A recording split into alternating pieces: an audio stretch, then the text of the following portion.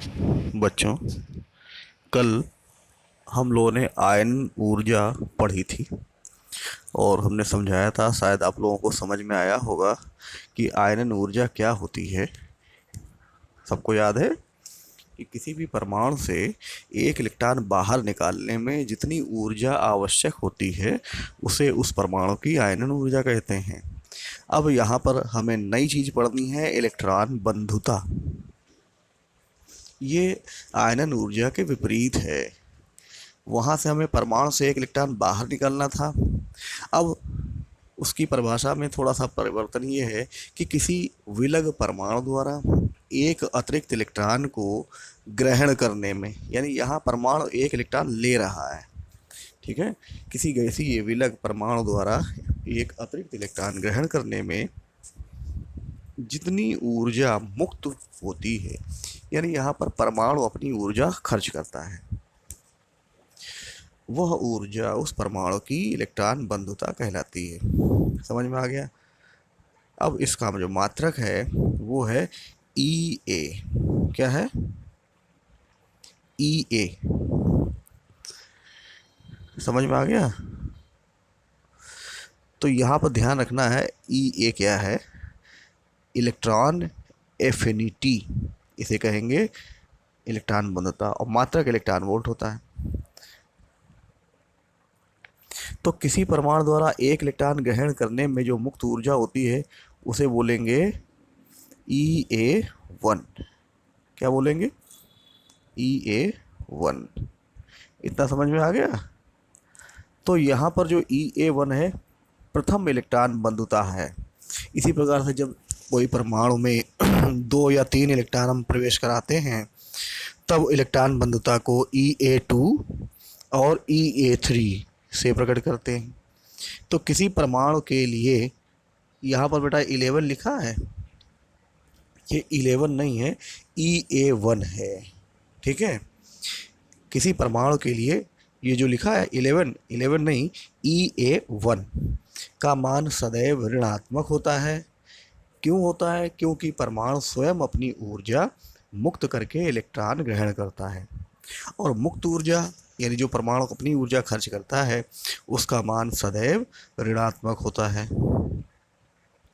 इसी प्रकार से अगर हम किसी परमाणु, जब वो एक इलेक्ट्रॉन ग्रहण करके ऋण आवेशित हो गया तब हम वह दूसरा इलेक्ट्रॉन आकर्षित नहीं कर पाता है।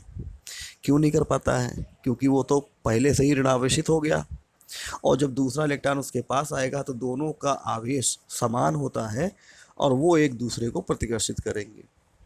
दूसरा, जो परमाणु इलेक्ट्रॉन ग्रहण करके ऋण आवेशित हो गया तब उसका नाभिकीय आवेश घट गया, यानी अब उसके नाभिक में इतनी ताकत नहीं है कि वो दूसरे इलेक्ट्रॉन को भी अपनी ओर खींच लाए।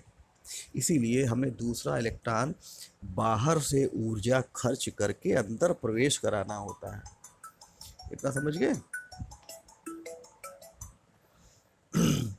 हमें दूसरा इलेक्ट्रॉन क्या करना है? बाहर से ऊर्जा खर्च करके प्रवेश कराना है। तो जो हम ऊर्जा बाहर से देते हैं उसका मान सदैव धनात्मक होता है। क्लियर हो गया? इसी कारण द्वितीय इलेक्ट्रॉन बंधुता का मान कैसा होता है? बताइए। द्वितीय इलेक्ट्रॉन बंधुता का मान धनात्मक होता है, जबकि प्रथम इलेक्ट्रॉन बंधुता का मान ऋणात्मक। ये क्वेश्चन बहुत आता है, इसको याद कर लीजिएगा। अब आते हैं इलेक्ट्रॉन बंधुता की आवर्तिता। तो किसी भी आवर्त में बाएं से दाएं जाने पर नाभिकीय आवेश बढ़ता जाता है। क्लियर हो गया? नाभिकीय आवेश बढ़ने से मतलब इलेक्ट्रॉन को आकर्षित करने की क्षमता बढ़ती है, इसी कारण उसकी इलेक्ट्रॉन बंधुता का मान भी बढ़ता जाता है। तो किसी भी उपवर्ग में जब हम ऊपर से नीचे आते हैं तो परमाणु त्रिज्या बढ़ती है, और इस कारण बाहरी कक्षा के इलेक्ट्रॉन की नाभिक से दूरी बढ़ती है। इस कारण नाभिकीय आवेश बाहर की ओर नहीं जा पाता। जब बाहर नहीं जा पाएगा तो अतिरिक्त इलेक्ट्रॉन आकर्षित नहीं हो पाएगा। इसी कारण उपवर्ग में ऊपर से नीचे आने पर इलेक्ट्रॉन बंधुता का मान घटता है। अब यहाँ पर जो पॉइंट है वो ध्यान रखना है कि किसी भी आवर्त में हैलोजनों की इलेक्ट्रॉन बंधुता सबसे अधिक होती है। किसकी अधिक है? हैलोजनों की, यानी 7th ए की। क्लियर हो गया? और हैलोजनों में भी सबसे ज़्यादा इलेक्ट्रॉन बंधुता क्लोरीन की होती है। अभी तो हमने बताया ऊपर से नीचे आने पर इलेक्ट्रॉन बंधुता घटती है, और हैलोजन में फ्लोरीन ऊपर है, क्लोरीन थोड़ा सा नीचे है। तो क्लोरीन की अधिक कैसे है, जबकि होना क्या चाहिए, फ्लोरीन की ज़्यादा क्लोरीन की कम।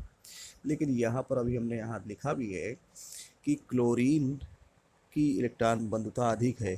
क्यों अधिक है, तो उसको समझें कि फ्लोरीन की परमाणु त्रिज्या बहुत कम है और इलेक्ट्रॉन घनत्व बहुत अधिक है, यानी बाहरी कक्षा नाभिक के बहुत पास है, तो उस बाहरी कक्षा में 7 इलेक्ट्रॉन है।